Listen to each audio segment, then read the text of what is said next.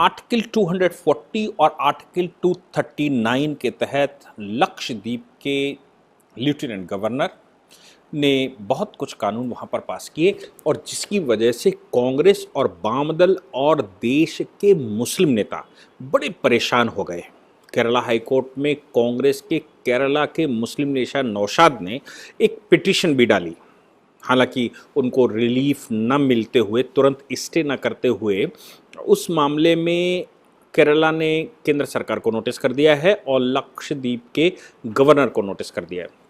मैं आपको बता दूं कि इस समय लक्षद्वीप केंद्र बिंदु बना हुआ है और लक्षद्वीप इसलिए बहुत इंपॉर्टेंट है क्योंकि मालदीव, भारत से बहुत बड़ी आबादी मालदीव जाती है अपने समय को पास करने के लिए। फिल्म इंडस्ट्री का बहुत बड़ा पोर्शन मालदीव जाता है और मालदीव में बहुत सारी हमारी करेंसी जाती है और मालदीव से बहुत अच्छा हमारे पास वहाँ बगल में ही आइलैंड है जिसको लक्षद्वीप आइलैंड कहते हैं। केरला से अगर मैं बात करूं तो केरला से लगभग 300 से 400 किलोमीटर पानी में चलना पड़ता है और अगर केरला से मैं कहूं कि मुझे मालदीव जाना है तो लगभग 1000 किलोमीटर चलना पड़ता है। आप सोच सकते हैं कि 1000 किलोमीटर चलना और 400 किलोमीटर चलना, 300 साढ़े 300 किलोमीटर अरब सागर में जब केरला से चलते हैं तो लक्षद्वीप हमको मिलता है। लक्षद्वीप एक 40, 42, 43 कुछ डेटा 32 आइलैंड कहता है तो कोई 40 आइलैंड कहता है, लेकिन 6 आइलैंड वहाँ के ऐसे हैं जो पर्यटकों के लिए खुले हुए हैं। और अगर उनकी तस्वीरें आप देखेंगे, गूगल सर्च करके देख लीजिए, उनकी तस्वीरें देखेंगे तो आपको पता लग जाएगा कि मालदीव उसके आगे फेल है। बस फ़र्क इतना है कि लक्षद्वीप को सही से मैनेज नहीं किया गया, लक्षद्वीप का सही से डेवलपमेंट नहीं हुआ और उसको एक पर्यटक केंद्र नहीं बनाया गया। कारण मुझे लगता है ये हुआ क्योंकि वो अरब सागर में है। अरब सागर में होने की वजह से पाकिस्तान से नज़दीक है और मालदीव से नज़दीक है और उधर केरला के बहुत नज़दीक है। केरला हाई कोर्ट का ही जुरिडिक्शन भी लक्षद्वीप में लगता है और केरला के वामपंथी नेता और केरला की मुस्लिम आबादी, मुस्लिम लीग से जैसे लोग लक्षद्वीप को टारगेट किए हुए हैं। CAA NRC के मूवमेंट के समय पर केरला से बड़ी भारी आबादी लक्षद्वीप में शिफ्ट हो गई थी या लक्षद्वीप में CAA NRC का विरोध वहाँ पर कर रहे थे और वहीं से लक्षद्वीप को कॉन्सेंट्रेट करते हुए उसको घेरने का प्रयास किया गया। लक्षद्वीप जिसमें अलग अलग सरकारी डेटाओं के अनुसार अलग अलग बात कही जाती है, लेकिन लक्षद्वीप में एक लेफ्टिनेंट गवर्नर भेजे गए, प्रफुल्ल पटेल, प्रफुल्ल खोड़ा पटेल उनको कहते हैं। प्रफुल्ल खोड़ा पटेल जिस समय वहाँ गए तो उन्होंने वहाँ कुछ कानून पास किए। कॉन्स्टिट्यूशन के आर्टिकल 239, आर्टिकल 240 थे वो 239 और 240 में ये पावर दे रखी है कि वहाँ पर जो प्रेसिडेंट है, चूँकि प्रेसिडेंट रूल है तो प्रेसिडेंट जब वहाँ पर बैठा हुआ है, प्रेसिडेंट उस एरिया को मैनेज कर सकता है। इसको ध्यान में रखते हुए Lakshadweep development authority regulation act 2021 प्रस्तुत किया गया। अब लक्षद्वीप डेवलपमेंट रेगुलेशन अथॉरिटी पास किया गया तो वो तो पूरे देश में है। जैसे दिल्ली की बात करें तो DDA है, मैं कानपुर की बात करूं तो KDA है, लखनऊ की बात करूं तो LTA है, अगर गाज़ियाबाद की बात करें तो GDA है या गुड़गांव की बात करें, ऐसे पूरे देश में जो नगर रहते हैं वहाँ पर डेवलपमेंट अथॉरिटी बनती है। इसके लिए हर राज्य के पास अपने पास अपना एक डेवलपमेंट मॉडल होता है, डेवलपमेंट अथॉरिटी बैठती है। ये डेवलपमेंट अथॉरिटी ये तय करती है कि उस क्षेत्र को जो डेवलपमेंट अथॉरिटी के मातहत लाया गया है, जिसको चिन्हित किया गया है, वहाँ क्या बनेगा, कैसे बनेगा और उसका डेवलपमेंट कैसे हो। लक्षद्वीप में भी ऐसा कानून पास करके उसके डेवलपमेंट की व्यवस्था सरकार ने सोची और सरकार को ये समझ में आया कि लक्षद्वीप एक ऐसा स्थान हो सकता है जो जहाँ से हम पूर्ण रूप से अरब सागर को कंट्रोल कर सकते हैं। अरब सागर के लिए वहाँ फ़ौजें रखी जा सकती हैं, वहाँ कंट्रोल रूम बनाए जा सकते हैं, वहाँ पर पर्यटन डेवलप किया जा सकता है और चूंकि वो 9 डिग्री सी में आता है इसलिए इंटरनेशनल रूट पे भी पड़ सकता है और वहाँ से अच्छी कमाई हो सकती है, बिल्कुल वैसे ही जैसे सिंगापुर में होती है, बिल्कुल वैसे ही जैसे हांगकांग में होती है। ऐसे बहुत सारे द्वीप समूह संसार में डेवलप्ड हैं जिनका जो खुद में कुछ भी पैदा नहीं करते, लेकिन वो सी रूट पर आने की वजह से आमदनी करते हैं। भारत में 2 ऐसे स्थान हैं जो सी रूट पर आते हैं और जहां पर अच्छा डेवलपमेंट अगर सही से हो जाए तो वो खुद में सिंगापुर बन सकते हैं, बशर्ते अच्छी नीयत के साथ किया जाए। लक्षद्वीप और निकोबार, 10 डिग्री सी वहाँ से एक इंटरनेशनल रूट निकलता है और उस 10 डिग्री सी की वजह से ही आपने देखा होगा कि पूरे विश्व की नज़र लक्षद्वीप पर रहती है, वो पूरे विश्व की नज़र निकोबार पर रहती है। अंडमान और निकोबार दोनों के बीच से 10 डिग्री सी एक पाथ है। ऐसे ही जब हम अरब से आते हैं तो अरब कंट्रीज से आते समय हम केरला और लक्षद्वीप के बीच से एक 9 डिग्री का रास्ता निकलता है जो निकलते हुए भारत के पोर्टों को छुएगा, लेकिन वो श्रीलंका के चारों ओर से होते हुए अंडमान निकोबार के बीच से होते हुए मलेशिया, सिंगापुर या चाइना और ऊपर के रूट पकड़ता है। अगर ये रास्ता हम नहीं देते हैं तो फिर उसको इंडोनेशिया, मलेशिया के बीच से रास्ता पकड़ना पड़ता है और जो बहुत लंबा है और अनसिक्योर रास्ता है। इसलिए चूंकि इंटरनेशनल रूट पर पड़ता है सी के, तो ये महत्वपूर्ण है। इनको अगर भारत सरकार सही से डेवलप कर ले तो ये खुद में सिंगापुर बन सकते हैं। लेकिन हमारे देश में एंटी नेशनल एक्ट करने वाले लोगों के लिए भी ये स्थान अच्छा है। क्यों? क्योंकि देश की मेन स्ट्रीम पॉलिटिक्स से थोड़ा दूर है और दूर, आप हमको सबको मालूम होगा कि कम्युनिस्टों ने अगर कोई मॉडल बनाया कभी भी और कहीं पर भी बैठे तो वो ऐसे स्थानों पर बैठे जहां पर देश की सरकार की नज़र ना रहे। पिछले आज़ादी के बाद से इन स्थानों को वैनिशिंग पॉइंट पर रखा गया या डेवलपमेंट नहीं किया गया, तो नतीजा निकला कि कम्युनिस्टों ने वहाँ पर अपने घर बनाने शुरू कर दिए और वहाँ पर मुसलमानों ने अपना स्थान बनाना शुरू कर दिया। केरला किस प्रकार से मुस्लिम प्रॉब्लम से ग्रसित है ये हमको दिखाई दे रहा है, चरमपंथ से कैसे ग्रसित है वो हमको दिखाई दे रहा है, और अब वो लक्षद्वीप की तरफ बढ़े। ऐसी परिस्थिति में वहाँ पर एंटी सोशल एक्टिविटी एक्ट सरकार ने पास कर दिया, वहाँ पर लक्षद्वीप डेवलपमेंट अथॉरिटी रेगुलेशन पास कर दिया और पंचायती राज एक्ट में संशोधन कर दिया। पंचायती राज एक्ट में संशोधन करते हुए ये कहा गया, नए प्रपोजल में ये कहा गया कि जिनके 2 से अधिक बच्चे हैं वो पंचायत का चुनाव नहीं लड़ सकते। एंटी सोशल एक्टिविटीज़ में ये पावर दी गई गवर्नर को कि लेफ्टिनेंट गवर्नर को ये पावर होगी कि वो एंटी सोशल, एंटी इंडिया या एंटी नेशनल एक्टिविटी के तहत किसी को डिटेन भी कर सकता है। अगर उसको लगे कि ये लोग देश के विरुद्ध या समाज के विरुद्ध ऐसी कोई कार्रवाई वहाँ पर कर रहे हैं तो ऐसे लोगों को वो डिटेन कर सकता है और 1 वर्ष तक डिटेन कर सकता है। मुझे लगता है कि ये तो कोर्ट में भी सस्टेन नहीं करेगा क्योंकि ये कॉन्स्टिट्यूशन के आर्टिकल 22 को सपोर्ट नहीं करता। कॉन्स्टिट्यूशन का आर्टिकल 22 ये कहता है किसी भी व्यक्ति को 3 महीने से ज़्यादा डिटेंशन में नहीं रखा जा सकता। प्रिवेंशन ऑफ डिटेंशन लॉज में उसको रखना तो फिर एक हाई लेवल कमेटी बनानी पड़ेगी और उससे अनुमति के बाद ही उसको डिटेन करा जा सकता है।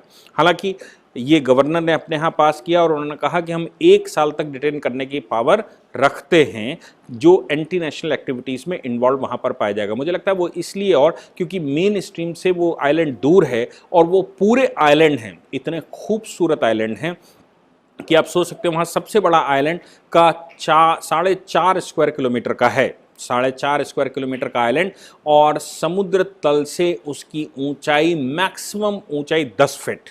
तो आप सोच सकते हैं कि 3 मीटर की ऊंचाई पर अगर कोई बैठेगा और 4.5 किलोमीटर चारों ओर, या मैं कहूं कि वो 4.5 किलोमीटर टोटल उसकी लैंड है, तो 1.5 किलोमीटर इधर या 1.5 किलोमीटर इधर तक होगा, कोई व्यक्ति वहां पर बैठे तो चारों तरफ समुद्र का नज़ारा कैसा होगा। और वहां पर हरियाली और जो खजूर के पेड़ या और जो वहाँ की जलवायु है वो ऐसा लगता है कि जैसे बैंकॉक में बैठा हो, ऐसा लगता है जैसे मालदीव में बैठा हो, और इवन उससे भी ज़्यादा खूबसूरत ये आइलैंड हैं। इन पर इन लोगों ने कंसंट्रेट किया। कंसंट्रेट करने पर मोदी सरकार ने उसको सेव करने के उद्देश्य से, सेफ्टी के उद्देश्य से वहाँ ये कार्रवाइयाँ शुरू करी। आर्टिकल 240 में उसमें एक ऑर्डर पास कर दिया गया। उस ऑर्डर के तहत वहाँ पर मीट मसाला ले जाना, वहाँ लिक्वर ले जाना, वहाँ पर जो जो बीफ की बिक्री करना, ये सब बैन कर दिया गया है। क्यों? क्योंकि वो हिंदू पर्यटक स्थल बन सकता है, पूरे हिंदुस्तान का अच्छा पर्यटन स्थल बन सकता है। ऐसी परिस्थिति में अगर वहाँ पर मीट मसाला मछली का काम होगा तो निश्चित है कि केवल अपभ्रंशित लोग ही वहाँ पर भारत के टहलने जाएंगे। भारत का सात्विक व्यक्ति उन स्थानों पर नहीं जाएगा। तो भारत के सभी लोग उन स्थानों पर जाएं, इसको ध्यान में रखते हुए ये कुछ रेगुलेशन पास किए गए। डेवलपमेंट अथॉरिटी के द्वारा ये कहा गया, डेवलपमेंट अथॉरिटी कहीं पर भी बैठती है तो हम सब जानते हैं कि डेवलपमेंट अथॉरिटी पहले कुछ एरिया को चिन्हित करती है, चिन्हित करने के बाद उसका एक प्लान बनाती है, प्लान को पब्लिश करती है, पब्लिश के बाद उसके ऑब्जेक्शंस लेती है, उन ऑब्जेक्शंस को लेने के बाद उनमें दुरुस्ती करती है, दुरुस्ती करने के बाद वो एक फाइनल प्लान निकालते हैं और डेवलपमेंट का पूरा सिस्टम बैठाते हैं, जिसको आप दूसरे शब्दों में मास्टर प्लान भी कहते हैं। बस इतना सा फर्क होता है कि जिन एरियो को चिन्हित कर दिया गया होगा वहां कोई भी व्यक्ति अपने मन से कंस्ट्रक्शन नहीं कर सकता, अपने मन से उसका डेवलपमेंट नहीं कर सकता, और वहां अगर कुछ इर्रेगुलर डेवलपमेंट है तो उनको वहां से रिमूव करके दूसरा स्थान देना सरकार की जिम्मेवारी बनती है, और या फिर उसी रेगुलेशन के तहत उसको मॉडिफाई करना और फिर डेवलपमेंट अथॉरिटी के अनुरूप उसको बनाना ताकि वो खूबसूरत बने और उस स्थान का सही से सस्टेनेबल डेवलपमेंट हो सके। ये सब कुछ वहां पर हो सकता है। अब इससे समस्या देश के लोगों को क्या है? देश के लोगों को कोई समस्या नहीं है। समस्या जैसे मैंने कहा कि नौशाद जी को है, जो कांग्रेस के लीडर हैं, केरला से, और राहुल गांधी को है, सीपीआई के लीडर्स को है।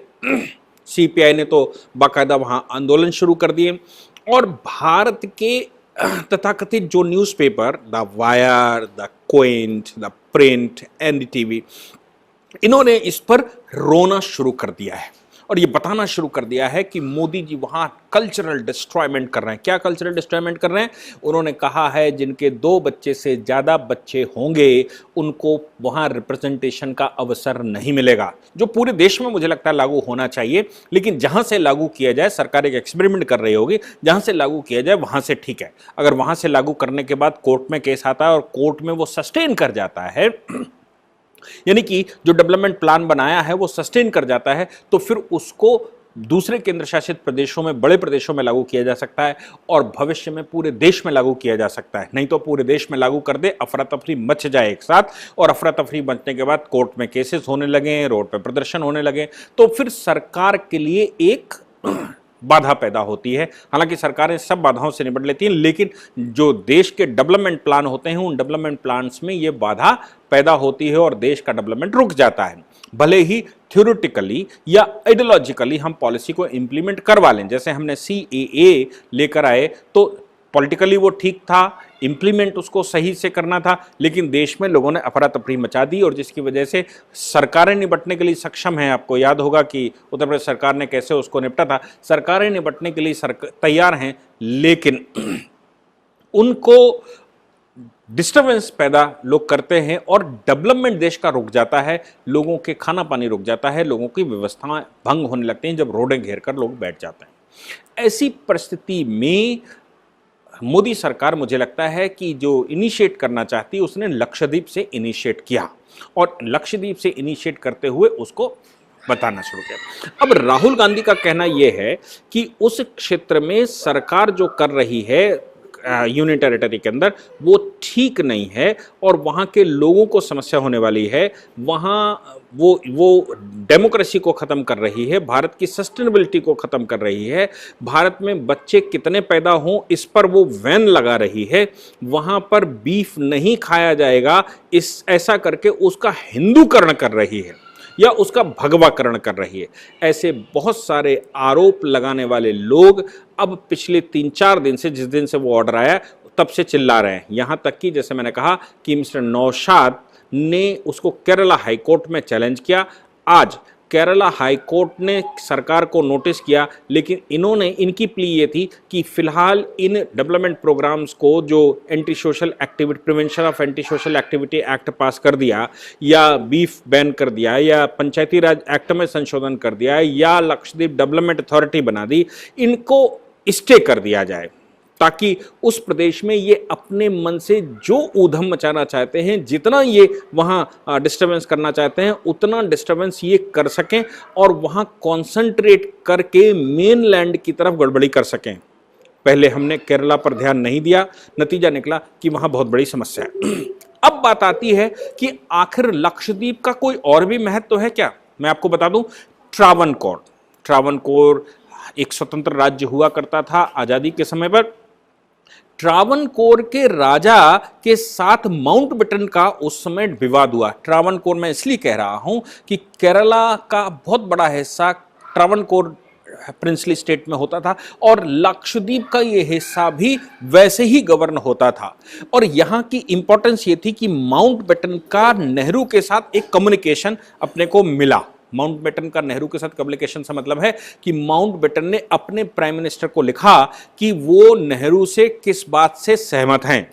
उन्होंने कहा कि मैंने ट्रावनकोर के राजा से कहा कि यहाँ पर जो यूरेनियम है वो यूरेनियम मुझे इंग्लैंड ले जाना है। तो ट्रावनकोर के राजा ने यहाँ तक कह दिया कि हम हिंदुस्तान में बन रहे नए राष्ट्र में विलय भी नहीं करेंगे अगर तुम ऐसा सोचते हो तो माउंटबेटन कहता है कि मैंने नेहरू से बात की और नेहरू से कहा कि अगर मैं ट्रावनकोर के ऊपर हमला कर दूं तो नेहरू ने तपाक से जवाब दिया। ये माउंटबेटन ने अपनी चिट्ठी में लिखा, नेहरू ने तपाक से जवाब दिया और ये कहा कि अगर तुम ट्रावनकोर पर हमला करके यूरेनियम ले जाते हो तो हमको कोई समस्या इससे नहीं होगी।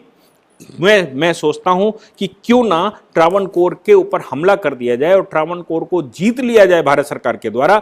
नेहरू यहाँ के प्राइम मिनिस्टर हैं, इसलिए वहाँ का जो यूरेनियम है, जिसको आज हम थोरियम कहते हैं, शायद अंग्रेज उसको यूरेनियम कहते थे, उसको वहाँ से ले जाया जा सकता है। यानी कि आज़ादी के समय वो यूरेनियम भरकर ले जाएंगे और उनको यूरेनियम की वैल्यू मालूम थी। यूरेनियम का ये जो मामला है, वहाँ कोरल रीफ्स हैं, यानी कि जो मूंगे के पहाड़ हैं। ये जो लक्षद्वीप का क्षेत्र है, यहाँ पर बड़े मूंगे के पहाड़ हैं। ये जो पहाड़ हैं, ये जो आइलैंड्स हैं, ये मूंगे के आइलैंड है और ऐसा ही कुछ ट्रावनकोर के समुद्र में था। और यही बात जब यूपीए गवर्नमेंट बैठी तो उनको भी मालूम था कि इन क्षेत्रों में क्या है। उन्होंने सेतु समुद्रम परियोजना शुरू की और सेतु समुद्रम परियोजना के माध्यम से जो राम सेतु है भगवान राम का, हिंदुस्तान के अंदर ये कहा जाता है कि सबसे ज्यादा बड़े मूंगे के पहाड़ अगर कहीं हैं तो वो राम सेतु पर हैं, जो भगवान राम ने हाथों से बनाया था लंका जाने के लिए, और वो मैन मेड है। अब लंका और तमिलनाडु के बीच में जो क्षेत्र पानी का रहता है उसको पाक स्ट्रेट कहते हैं, यानी कि पाक संधि कहते हैं। पाक संधि का मतलब ये पाकिस्तान की संधि नहीं, उसका नाम पाक संधि है, तो पाक संधि कहते हैं। वहां से बड़े गहरे शिप नहीं निकाले जा सकते। गांधी परिवार ने, या मैं ये कहूं नकली गांधी परिवार ने, यूपीए गवर्नमेंट के टाइम पर सेतु समुद्रम परियोजना लागू करके ये कहा कि हम ये केरला से बीच से रास्ता निकालेंगे और इसको जो मैनमेड राम सेतु है इसको तोड़ते हुए लक्षद्वीप अंडमान तक ले जाएंगे और ये एक रास्ता खोल देंगे, यहां गहराई करेंगे और विदेशी कंपनियों को ठेका देकर वहां पर मलबा समुद्र में फेंकवाने का पैसा यूपीए सरकार ने दिया। लेकिन ये जो मलबा माउंटबेटन के अनुसार वहां यूरेनियम था, आज जिसको अब्दुल कलाम साहब ने थोरियम कहा, ये कोरल रीफ्स के नीचे, यानी कि मूंगे के पहाड़ों के नीचे। हमने वो केस सुप्रीम कोर्ट में लड़ा और सुप्रीम कोर्ट में राम सेतु न तोड़ा जाए इसके लिए केस किया गया। तो नासा ने कहा यह मैनमेड है, ऊपर सैटेलाइट पिक्चर आई ये मैनमेड है, जबकि यूपीए गवर्नमेंट ने, सोनिया गांधी के अटॉर्नी जनरल ने उस समय ये कहा था कि नहीं, राम तो एक कल्पना है और इनका कोई अस्तित्व नहीं है, इसलिए ये ब्रिज उनके द्वारा कैसे बनाया जा सकता है। लेकिन सुप्रीम कोर्ट में लंबी लड़ाई के बाद हिंदूवादी संगठन उसको जीते और राम सेतु परियोजना, समुद्र सेतु परियोजना को बैन कर दिया उन्होंने सुप्रीम कोर्ट ने। तब जाकर वो पहाड़ कहीं बचे थे। तो आप याद रखने की बात है कि जो हमारे पास थोरियम का क्षेत्र है वो यही क्षेत्र है केरला का, लक्षद्वीप का और इधर लंका और लंका के अगल बगल तमिलनाडु का जो समुद्र हमारे पास अरेबियन सी का बनता है या हिंद महासागर का जो आगे का क्षेत्र है, वो सब के नीचे कहीं न कहीं रिच थोरियम, जो संसार में यूरेनियम से भी स्ट्रांग थोरियम माना जाता है, जिसके आधार पर अटल बिहारी वाजपेयी ने उस थोरियम से 2 बड़े परमाणु परीक्षण किए थे, जिससे पूरा विश्व हिल गया था, जो यूरेनियम से भी ज़्यादा खतरनाक परमाणु बने, जिसके आधार पर उस समय अब्दुल कलाम साहब ने कहा था कि ये जो एपीजे अब्दुल कलाम का कहना था कि थोरियम के आधार पर भारत सरकार को बहुत इन्वेस्टमेंट करना चाहिए और इसको रिच करना चाहिए, इससे भारत की जो बिजली की समस्या है वो भी सॉल्व हो सकती है और भारत की जो न्यूक्लियर समस्या है वो भी सॉल्व हो सकती है। केंद्र सरकार में मोदी सरकार के बैठने के बाद वो अब उस क्षेत्र को ऐसा लग रहा है कि प्रिजर्व करने का प्रयास कर रहे हैं ताकि उसका एक कॉरिडोर बनाया जा सके और उस थोरियम को विश्व से बचाया जा सके, वहाँ हो रही चोरियों को बचाया जा सके, वहाँ से हो रहे खनन को बचाया जा सके और वहाँ से पाकिस्तान जैसे देशों के हमलावरों से बचाया जा सके, या विश्व की जो नज़र उस क्षेत्र पर है और उसको भारत से काटना चाहते हैं, ऐसे नजरों से बचाकर उसको पूर्ण रूप से भारत सरकार के कंट्रोल और परमानेंट पब्लिक की देखरेख में लाया जा सके। मुझे लगता है कि ये जो एक्टिविटी सरकार वहां पर कर रही है, ये डेवलपमेंट की तो एक्टिविटी है ही, टूरिस्ट प्लेस बनाने की एक्टिविटी है ही। हम सब जानते हैं कि भारत की जो सुरक्षा है एंशिएंट टाइम से, वो सुरक्षा तीर्थाटन से भारत में सुरक्षित की गई थी, चाहे वो केदारनाथ बद्रीनाथ की यात्रा की बात कहें, चाहे जम्मू कश्मीर में अमरनाथ यात्रा की बात करें, चाहे शारदा पीठ की यात्रा की बात करें, चाहे हम रामेश्वरम की यात्रा की बात करें, या हम और दूसरे तटों पर देश में जो कोने पर विराजमान है, ऐसे क्षेत्रों में पब्लिक परमानेंट अगर जाना शुरू कर दे और भारत के लोग वहां लगातार तीर्थाटन करते रहें, तो आप समझ लीजिए हमको एक्स्ट्रा सिक्योरिटी, एक्स्ट्रा फोर्सेस की कोई आवश्यकता नहीं पड़ेगी और वहां हो रही देश के विरुद्ध गतिविधियां या विदेशी लोगों के द्वारा की जा रही गतिविधियों पर भी अपने आप स्वतः नजर पड़ेगी और लोग वहां बसने लगेंगे, तो वो स्वयं में एक बिना पैसे का सूचना तंत्र बनता है। मुझे लगता है कि उस दृष्टि से लक्षद्वीप, हमारे पास लक्षद्वीप और निकोबार ये परफेक्ट प्लेसेस हैं। यहां पर पूर्ण रूप से सिस्टमेटिक सिक्योरिटी सिस्टम लगना चाहिए और इन स्थानों पर जो कोरल लीफ या थोरियम के जो भंडार हैं, उन भंडारों को सोनिया गांधी सरकार उस समय जितना चुरा पाई वो चुरा ले गई। हालांकि हमने कहा कि उसको हम बहुत बड़े स्तर पर उस समय राम सेतु परियोजना, राम सेतु के केस में उसको हम बचा ले गए, फिर भी मुझे लगता है कि जो ट्रावनकोर के राजा का बलिदान है और जो वो कर रहे थे और माउंटबेटन उसको नहीं ले जा पाए या अंग्रेज उसको नहीं ले जा पाए नेहरू के समय पर, उन सब में जितना भी चोरी करवा लिया होगा यूपीए गवर्नमेंट ने, मैं मानता हूं उस समय हो गया होगा, क्योंकि उन्होंने ठेके देकर, पैसे देकर उस थोरियम को वहां से लदवाकर, समुद्रम खाली करने के उद्देश्य से वहां से लदवाकर कहां गहरे समुद्र में फेंक कर, और वो कौन सा देश कहां ले गया ये अभी तक कोई पता नहीं है। मुझे लगता है इस पर लोगों को आरटीआई करनी चाहिए कि सेतु समुद्रम परियोजना में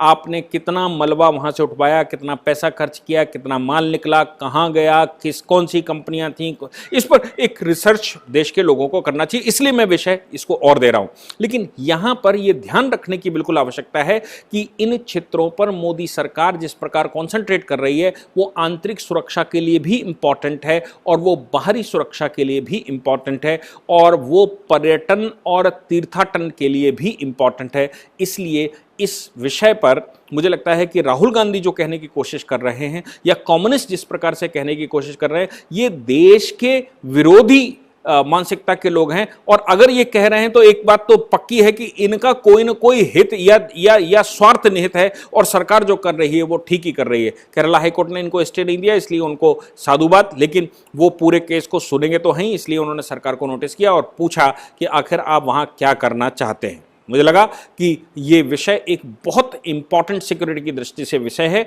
और इसलिए पूरे देश को इसकी एनालिटिकल एनालिसिस पता होनी ही चाहिए। सो मैंने बताने की कोशिश की।